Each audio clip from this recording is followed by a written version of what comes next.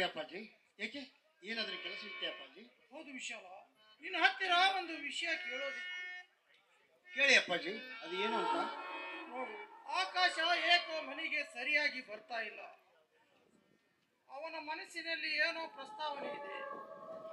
ಯಾಕೆ ನಾನು ಇಲ್ಲದಿರುವಾಗ ನಿನ್ನ ಜೊತೆಗಾಗಲು ಅಥವಾ ಶಾರದಳ ಜೊತೆಗಾಗಲು ಏನಾದರೂ ಮನಸ್ತಾಪ ಮಾಡಿದ್ದೆ? ಛೇ, ಹಾಗೇನಿಲ್ಲ ಅಪ್ಪಾಜಿ.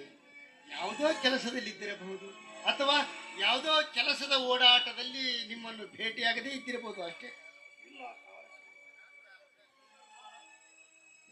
ತಮ್ಮನ ಮೇಲಿನ ವಾತ್ಸಲ್ಯದಿಂದ ನೀವು ಏನೋ ಮುಚ್ಚಿಡುತ್ತೀರಿ. ಮಕ್ಕಳ ಮನಸ್ಸಿನ ವೈದಾಟವನ್ನು ನಾನೇನು ಅರಿಯಲಾರೇನೆ.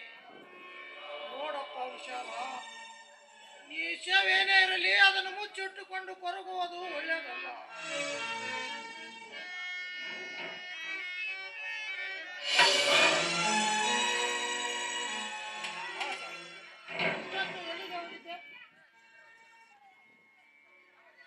ಮಾವಯ್ಯ, ಸಂಶಯ ಏನೋ ಬೆಂಕಿ ನನ್ನ ಬಾಳನ್ನೇ ಸುಡ್ತಾ ಇದೆ ಮಾವಯ್ಯ.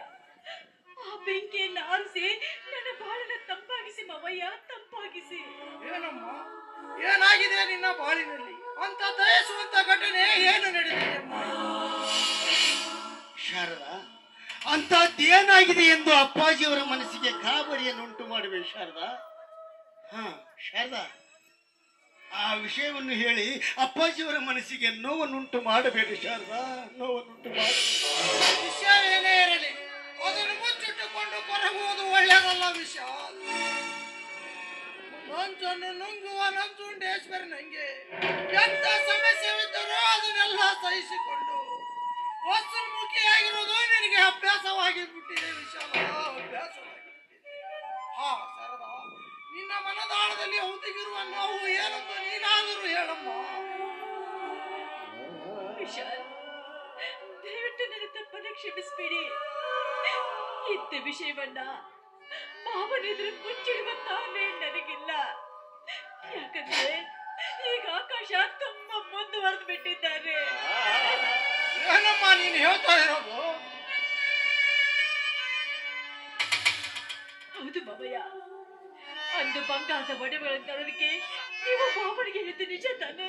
ಹೌದು, ಹೇಳಿದ್ದೆ. ಅದಕ್ಕೆ ಏನಾಯ್ತು ಈಗ? ಮಾವನವರು ಅಂದು ಬಂಗಾರದ ಒಡವೆಗಳನ್ನು ತಂದು ನನ್ನ ಕೈಗೆ ಕೊಡುವಾಗ ಆಕಾಶ ಮನೆಗೆ ಬಂದ್ರು. ನನಗೂ ವಿಶಾಲ ಮಾವನಿಗೂ ಸಂಬಂಧವನ್ನ ಕಲ್ಪಿಸಿ ಅವಾಚ್ಯ ಶಬ್ದಗಳಿಂದ ಸಿಕ್ಕಂತೆ ಬೈದು ಸೆಟ್ಟಿನಿಂದ ಮನೆ ಬಿಟ್ಟು ಹೊರಟೋಗ್ಬಿಟ್ರು. ಬಾಬಾ, ನಿಮ್ಮ ಮೇಲೆ ಪ್ರಮಾಣ ಮಾಡಿ ಹೇಳ್ತೀನಿ, ನನಗೂ ವಿಶಾಲ ಮಾವನಿಗೂ ಪವಿತ್ರವಾದ ತಾಯಿ ಮಗಳ ಸಂಬಂಧವೇ ಗೊತ್ತು. ವಿಶಾಲ ಎಂತ ಪವಿತ್ರ ಜೀತು. ಆಕಾಶನಿಗೆ ಏಕೆ ಬಂತು ಇಂಥ ಕೀಳು ವಿಚಾರವಂತನಾದ? ಆಕಾಶ ಇಂಥ ಕೀಳು ವಿಚಾರವಂತನಾದರೆ ಅಂತ ದುರ್ಬುದ್ಧಿಯೇ ಅವನಲ್ಲಿ ಏಕೆ ಬಂತು? ಅಪ್ಪಾಜಿ, ಆಕಾಶ ನನಗೇನನ್ನಾದರೂ ಅನ್ನಲಿ, ಆದರೆ ಈ ಅನಾಥೆಯನ್ನು ಮನಸಾರೆ ಮೆಚ್ಚಿ ಬಲವಂತದಿಂದ ತನ್ನ ಬಂಧನದಲ್ಲಿರಿಸಿಕೊಂಡು ಈಗ ಈ ರೀತಿ ಒಳ ಹೆಣ್ಣುತನದ ಬಗ್ಗೆ ಅಪವಾದದ ಹೊರೆಯನ್ನು ಹೊರಿಸುತ್ತಿರುವುದು ಸರಿಯೇನಪ್ಪಾಜಿ? ಸರಿಯೇ? ಅಪ್ಪರ, ಆಕಾಶಪ್ಪನವ್ರು ಯಾರ್ದೋ ಹೇಳಿಕೆ ಮಾತಿಗೆ ಕೊರಳಾಡಸಕತ್ತಾರ್ರಿ ಅಪ್ಪರ, ಕೊರಳಾಡಸಕತ್ತಾರ ಅಷ್ಟ. ಹೌದು ಬೆಳ್ಳಿ, ನನಗೂ ಹಾಗೆ ಅನಿಸುತ್ತೆ.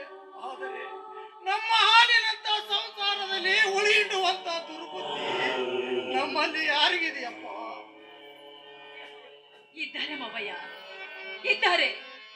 ಒಬ್ಬರ ಪಾಪಿ ಅವನನ್ನ ಶನಿಯಾಗಿ ಕಾಡ್ತಾ ಇದ್ದಾನೆ. ನಿಷ್ಕಲ್ಮಶವಾದ ನಮ್ಮ ಹೃದಯದಲ್ಲಿ ಕಲ್ಮಶವನ್ನು ತುಂಬಲು ಎತ್ತಿ ನಾಟಕ ಮಾಡ್ತಾ ಇದ್ದಾರೆ. ಅವನ ಕಪಟ ಕಾರಸ್ಥಾನಕ್ಕೆ ನಾನು ವಿಶಾಲ ಮಾವ ಬಲಿಪಶು ಆಗ್ಬಿಟ್ಟಿ ಮಾವಯ್ಯ, ಬಲಿಪಶುಗಳಾಗ್ಬಿಟ್ವಿ. ಗಟ್ಟಿ ಮನಸ್ಸರು ಎದುರು ಯಾರ ಕುಟಿಲ ಕಾರಸ್ಥಾನವೂ ಏನು ಮಾಡಲಾರ.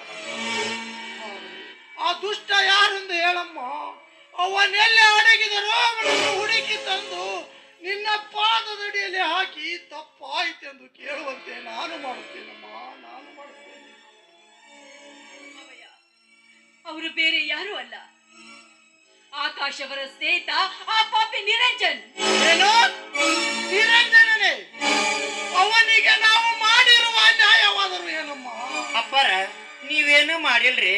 ಆ ನಿರಂಜನನಲ್ಲಿರುವ ಕಾಮುಕ ಬುದ್ಧಿ ಮತ್ತು ದುಷ್ಟ ಗುಣ ಅವನ್ ಹಿಂಗ್ ಮಾಡ್ಸಾಕತ್ತೈತ್ರಿ ಅಪ್ಪರ, ಅವನ್ ಹಿಂಗ್ ಮಾಡ್ಸಾಕತ್ತೈತಿ. ಹೌದು ಅಪ್ಪಾಜಿ, ಮದುವೆಗೂ ಮುಂಚೆ ಒಂದು ದಿನ ಶಾರದಾಳನ್ನು ಪವಿತ್ರವಾದ ದೇವಸ್ಥಾನದ ಮುಂದೆ ಬಲಾತ್ಕರಿಸಲು ಪ್ರಯತ್ನಿಸುತ್ತಿದ್ದ.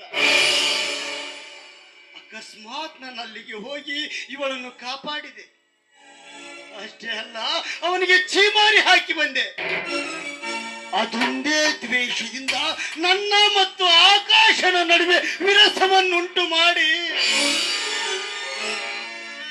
ಶಾರದಾಳನ್ನು ಸರಸಕ್ಕೆ ಎಳೆಯಲು ಪ್ರಯತ್ನಿಸುತ್ತಿದ್ದಾನೆ ಆ ದುರುಳ.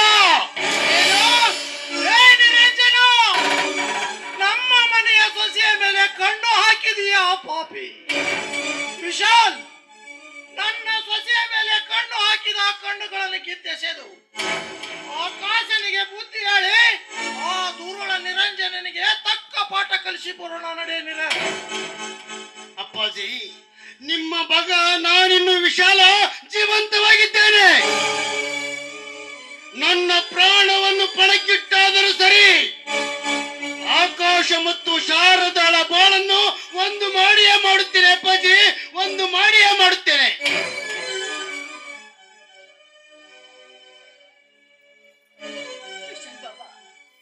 ಈಗ ಆಕಾಶ ರಂಜನೆಯ ಮೋಹ ಭಾಷೆಯಲ್ಲಿ ಬಂಧಿತರಾಗಿದ್ದಾರೆ. ಅವಳ ಮನೆಯಲ್ಲೇ ಇದ್ದಾರೆ. ನಾನು ಬನ್ನಿ ಅಂತ ಅಂಗಲಾಚಿ ಬೇಡಿಕೊಂಡ್ರು ಕೂಡ ನನ್ನದವರಿಗೆ ಕನಿಕರ ಬರಲಿಲ್ಲ. ನನ್ನನ್ನ ದೋಷಿಸಿ ಹೊರಟು ಬಿಟ್ರು ಅವರು. ಹೀಗೋ ವಿಷಯ ನೋಡಿದಿರ ಅಪ್ಪಾಜಿ, ಮನೆಯಲ್ಲಿ ಮುತ್ತಿನಂತ ಹೆಂಡತಿಯ ಮನಸ್ಸನ್ನು ಅರ್ಥ ಮಾಡಿಕೊಳ್ಳದೆ ಕ್ಷಣಿಕ ಸುಖದ ಆಸೆಗಾಗಿ ಆ 3 ಕಾಸಿನ ಹೆಣ್ಣಿನ ಸಂಗ ಬಯಸಿ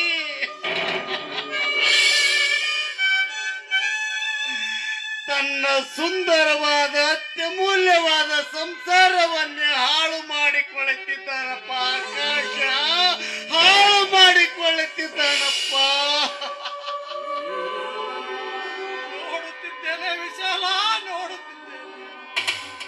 ಇನ್ನು ಏನೇನು ನೋಡಬೇಕೆಂದು ಕಾದಿದೆಯೋ ಏನೋ ಇದೆಯೋ. ಹೇಗಾದರೂ ಮಾಡಿ ಆಕಾಶನನ್ನು ಆ ಮೋಹಿನಿಯ ಪಾದದಿಂದ ಪಾರು ಮಾಡಿ ಈ ಮನೆತನದ ಗೌರವವನ್ನು ಕಾಪಾಡುವ ವಿಶಾಲ, ಕಾಪಾಡುವ. ಅಪ್ಪಾಜಿ, ನೀವೇನು ಆಕಾಶನ ಬಗ್ಗೆ ತಲೆ ಕೆಡಿಸಿಕೊಳ್ಳಬೇಡಿ. ಈ ಮನೆಯ ಮಾನ ಮರ್ಯಾದೆ ಘನತೆ ಗೌರವವನ್ನು ಎತ್ತಿ ಹಿಡಿಯುವ ಭಾರ ನನ್ನದು. ಯಾವ ಅಡೆತಡೆಗಳು ಬಂದರೂ ಸರಿ, ಆಕಾಶನನ್ನು ಸರಿದಾರಿಗೆ ತಂದೆ ತರುತ್ತೇನೆ ಅಪ್ಪಾಜಿ. ಇದು ನಿಮ್ಮ ಮೇಲೆ ಆಣೆಯಾಗಿದೆ.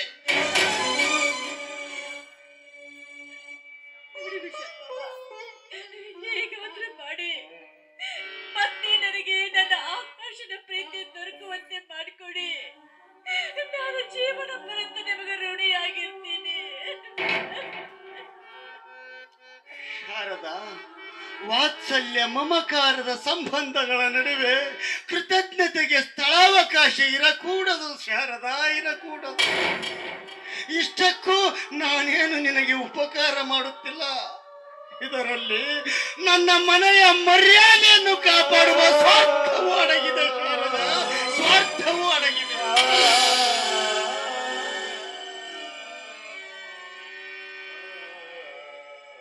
ನೋಡು ಶಾರದಾ, ಸಾಗರ ಬತ್ತಿದರೇನು ನೀರಡಿಕೆ ಬತ್ತದಿರಲಿ, ಬಯಸಿದ ಬಾಳಿನಲ್ಲಿ ಗುರಿ ಇರಲಿ. ಗುರಿ ದೂರವಿದ್ದರೂ ಛಲವಿರಲಿ. ನೋಡು ಶಾರದಾ, ಹೆಣ್ಣು ಅಳುತ್ತಿರುವ ಮನೆ ಹಾಳು ಕೊಂಪೆಯಾಗುತ್ತದೆ. ಹೆಣ್ಣು ನಗುನಗುತ್ತಿರುವ ಮನೆ ನಂದನವಾಗುತ್ತದೆ ಶಾರದಾ, ನಂದನವಾಗುತ್ತದೆ. ಹಾ ಶಾರದಾ, ಅದಕ್ಕಾಗಿ ನೀನು ನಮ್ಮ ಮನೆಯಲ್ಲಿ ನಗುನಗುತ್ತಾ ಬಾಳಬೇಕು ಶಾರದಾ, ನೀನು ನಗುನಗುತ್ತಾ ಬಾಳಬೇಕು. ನೀನು ಸಾಮಾನ್ಯ ಮನುಷ್ಯನಲ್ಲಪ್ಪ, ನೀನು ಸಾಮಾನ್ಯ ಮನುಷ್ಯನಲ್ಲ. ಆ ದೇವಲೋಕದ ದೇವ ಮಾನವನೇ ಸರಿ. ಮನದಾಳದಲ್ಲಿ ನೋವಿನ ಮಹಾಸಾಗರವೇ ತುಂಬಿಕೊಂಡಿದ್ದರು ಸದಾ ನಗು ನಗುತ್ತಿರಬೇಕು ಎನ್ನುತ್ತಿರುವೆಯಲ್ಲಪ್ಪ. ನಿನ್ನ ದೊಡ್ಡ ಗುಣವಪ್ಪ. ನಡೆ, ಆಕಾಶನನ್ನು ಕರೆದುಕೊಂಡು ಬಾ, ನಡೆ. ಅಪ್ಪಾಜಿ, ನಿಮ್ಮ ಆಶೀರ್ವಾದದ ಶ್ರೀರಕ್ಷೆ ನನ್ನ ಮೇಲಿರುವಾಗ ಹಿಡಿದುಕೊಂಡು ಬಂದ ಕೆಲಸ ಸಾಧಿಸಿಕೊಂಡೇ ಬರ್ತೇನೆ ಅಪ್ಪಾಜಿ. ನಿಮ್ಮ ಆಶೀರ್ವಾದ ಹೊಂದಿದ್ದರೆ ಬೇಕಾದನ್ನು ಮಾಡಿಕೊಂಡು ಬರ್ತೇನೆ. ನಿಮ್ಮ ಆಶೀರ್ವಾದವಿರಲಿ ಅಪ್ಪಾಜಿ ನನ್ನ ಮೇಲೆ.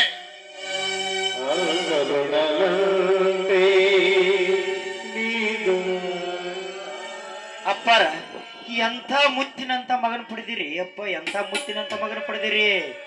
ನೀವೇನ ಹೇಳ್ರಿ, ಆಕಾಶಪ್ಪನವ್ರು ಹಿಂಗ್ ಮಾಡಬಾರ್ದಿತ್ತು ನೋಡ್ರಿ ಅಪ್ಪ, ಹಿಂಗ್ ಮಾಡಬಾರ್ದಿತ್ತು. ಆಕಾಶನಿಗೆ ಈ ಪ್ರಪಂಚದ ಅನುಭವ ಇನ್ನೂ ಸಾಲದು ಬೇಡಿ. ಬದುಕಿನ ಬಾವಿಯಲ್ಲಿ ಅರಿವಿನ ಜಲ ತುಂಬಲು ಜ್ಞಾನದ ಬಿಂದಿಗೆ ಬಿಟ್ಟರೆ ಅನುಭವದ ಹಕ್ಕ ಸಾಲದು ಎಂದು ಮೇಧಾವಿಗಳೇ ಹೇಳಿಲ್ಲ. ಅದಕ್ಕಾಗಿ ಸಂಸಾರದಲ್ಲಿ ಬರುವ ಸಮಸ್ಯೆಗಳನ್ನೆಲ್ಲ ಸಾರ ವಿಚಾರ ಮಾಡಿ ಒಳ್ಳೆಯ ನಿರ್ಧಾರ ತೆಗೆದುಕೊಳ್ಳುವುದು ಪ್ರತಿಯೊಬ್ಬರ ಕರ್ತವ್ಯ. ಏನು ಕೆಟ್ಟ ಗಳಿಗೆ ಬೆಟ್ಟದಂತೆ ಬಂದೊದಗಿರುವ ಸಮಸ್ಯೆವನ್ನೆಲ್ಲ ಆ ಗುಡಿಗೇರಿಯ ನಿವಾಸಿ ಶ್ರೀ ಶರಣು ಬಸವೇಶನಿಗೆ ಬಿಟ್ಟಿದ್ದು. ಬಿಡಬೇಡಿ, ಆ ದೇವರು ಕಾಪಾಡುತ್ತಾನೆ ಶಾರದಾ. ಆಗೋದೆಲ್ಲ ಒಳ್ಳೇದಾಗುತ್ತೆ, ನಡೆ ಶಾರದಾ, ನಡೆ. ಆಯ್ತು ನಡ್ರಿ ಅಪ್ಪರ, ಹೋಗೋಣ. ಒಳ್ಳೆಯವ್ರಿಗೆ ಯಾವತ್ತಿದ್ರು ಒಳ್ಳೇದಾಗೋದು. ಆ ಶರಣ ಬಸಪ್ಪ ಯಾವತ್ತೂ ಕೈ ಬಿಡಲ್ಲ ಅಂತೇಳಿ ನನ್ನ ಆತ್ಮಸಾಕ್ಷಿ ಹೇಳ್ತಾ ಇದ್ದೆ. ನಡ್ರಿ ಹೋಗ, ನಡ್ರಿ. ಹೃದಯಗಳ ಯಜಮಾನ ನಿನಗೆ